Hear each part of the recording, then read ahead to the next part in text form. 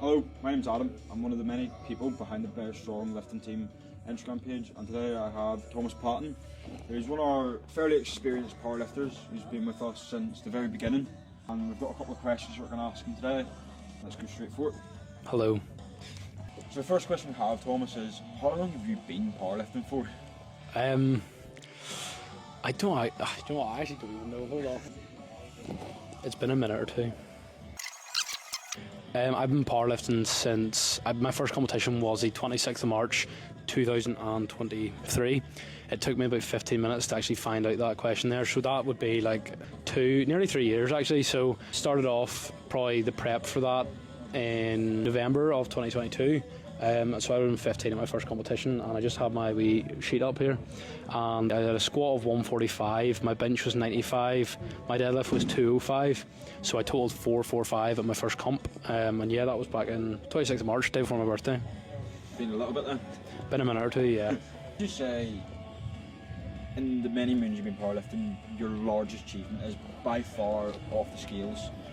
It's hard to break down so many achievements. Like, probably it's a split between I got a bronze medal at the Commonwealth Powerlifting Championships. That was a very proud moment. Obviously my first international competition, coming home with a bit of silverware was amazing.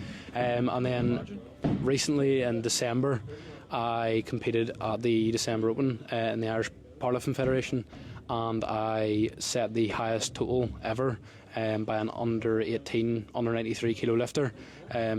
Put me, ranked number one technically then in Ireland of all time, which was also a very proud achievement. But it's hard to split between the two. Yeah, 100%. So as we know in powerlifting, as you even said yourself, you went international. So one of the questions I have is, when you're competing as a powerlifter, what type of opportunities and doors can be unlocked as a powerlifter? See, to be honest, whenever I was younger, I competed in lots of sports. So I played football from I was 7 right up until I was 14, and I played rugby. I started playing rugby when I was 12, and still play it now. And I never, I was always, all right at them sports, but I never had any major successes. I never represented any, had any international caps or anything. And I sort of thought, sports just a hobby for me. And then I came into the gym, and I sort of realised, hold on a minute here, I have a bit of potential at something, and I think just it's unlocked some amazing opportunities for me, like travelling to South Africa for the Commonwealth Powerlifting Championships and being able to train towards something, like the achievements that I have had. It's just been amazing, to be honest, and I would never have known I had that potential if I never started competing in powerlifting. So I've never competed personally, not yet. But I do know from whenever we held the Northern Ireland Powerlifting Christmas Classic here, the social aspect was surreal.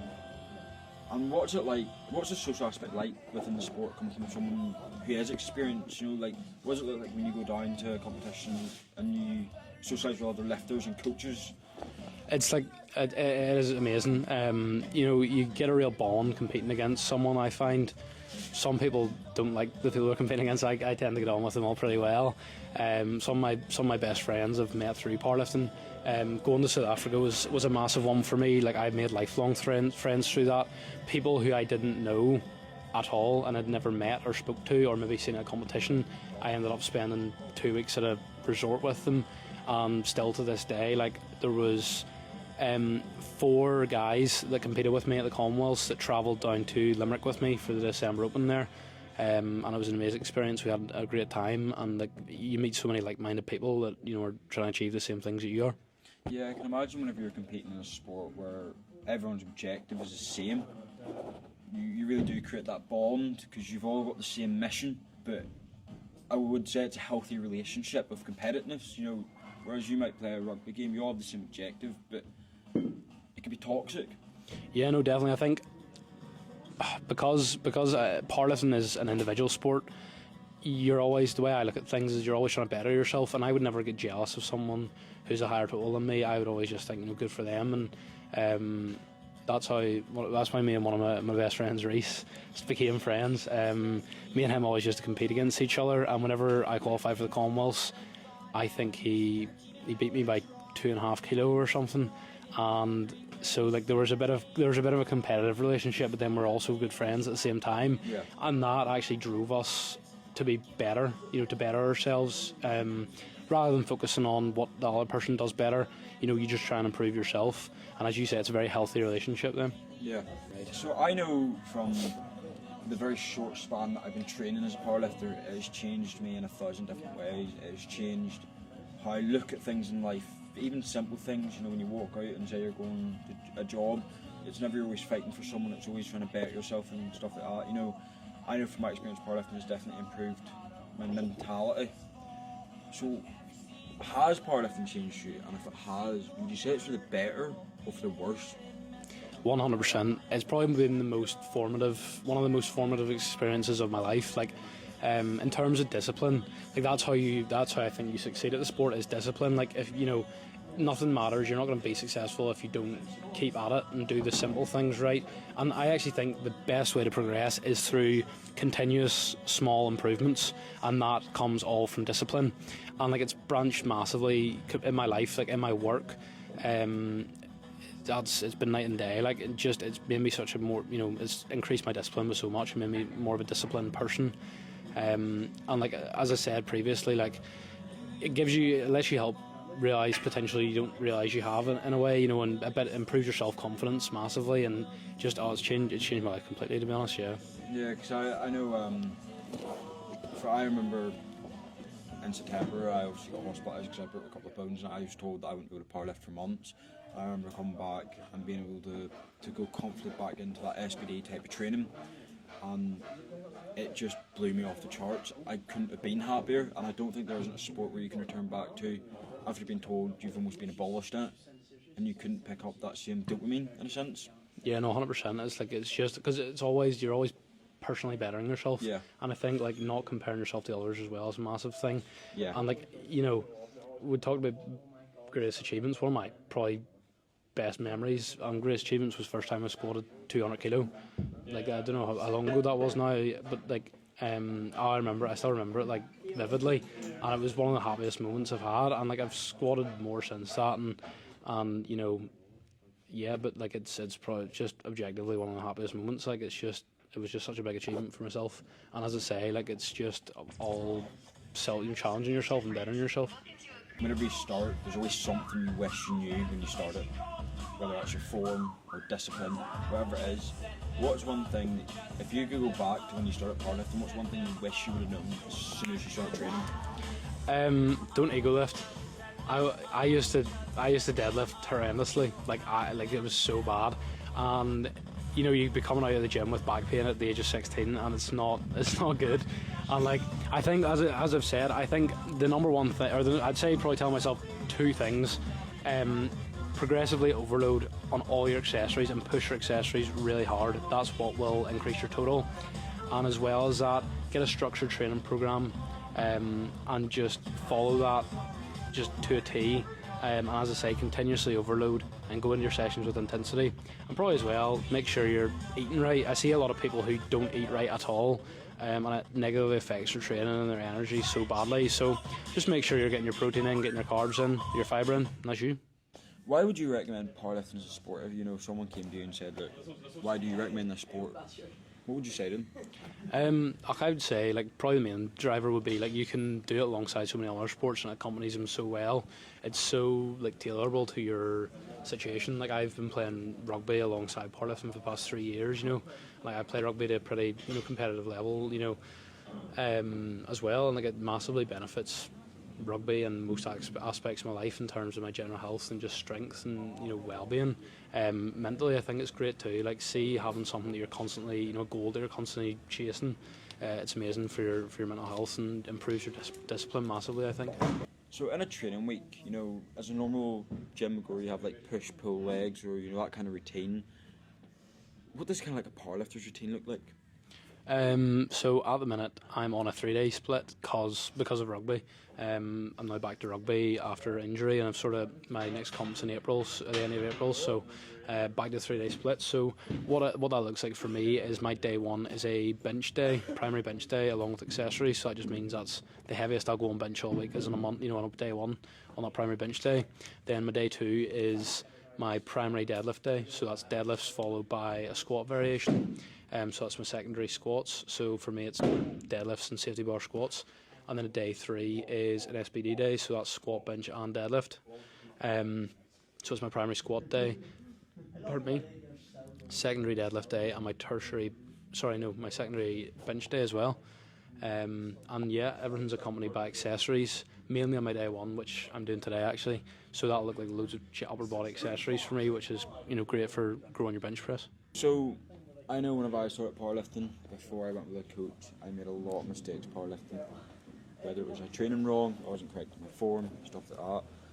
But when you started powerlifting, what was your biggest mistake? Probably not maxing out every week, but going too heavy every week. I think you can actually progress a lot by not pushing the RP massively. I do think you need to train very intensely and hard, and you need to train with intent. All accessories need to be hard. Train with intent, but your squat, bench and your deadlift variations don't have to be RP 8, 10 all the time. It doesn't have to kill you all the time. To make progress, you have to allow yourself a few weeks of low RP, low exertion work. And yeah, just follow a structured program and make small amounts of improvement over a long period of time. So, I know personally one thing I struggled with when I started powerlifting was plateaus. And for those who don't know what a plateau is, it's where you can hit a PR or whatever it is you're hitting, and you just can't shift the weight for days, weeks, months. Have you ever hit a plateau, and how did you break it? Yeah, no, I've hit a lot of plateaus, especially when I'm cutting weight. Now, I think the benefits outweigh the badness. I would maybe hit a plateau if I cut from 93 kilo to 85 kilo in body weight and had a plateau in strength. But then whenever I bulked up again for a competition, my strength just went madly through the roof. So listen, I think plateaus half the time are from body weight and your style of training. As well, whenever I was younger and I was going far too heavy every week, I would hit a plateau and not progress and wonder why I wasn't. You need to be sensible with your training, not kill yourself on your primary deadlifts every week, as well as making sure that you are eating correctly, and you're not sitting the same weight all year round. For a lot of people that might be the case, but I think really you should either be in a deficit or surplus, so you should either losing or gaining weight and going towards something. So as you just mentioned earlier, you competed for Northern Ireland in the Commonwealth in South Africa in 2024. For a lot of people, that'd be a dream. It's an opportunity not a lot of people will get. When you wore that Northern Ireland singlet and you were on stage competing against all these other countries in the Commonwealth, how did you take a hold of your nerves and control it when you were going out for those lifts? I think one of the main things that set my nerves was the fact that my family was all watching me. You're halfway across the world in bottom of Africa. I'm not really that well travelled, to be honest. Never been to Africa before. Don't really travel to many countries.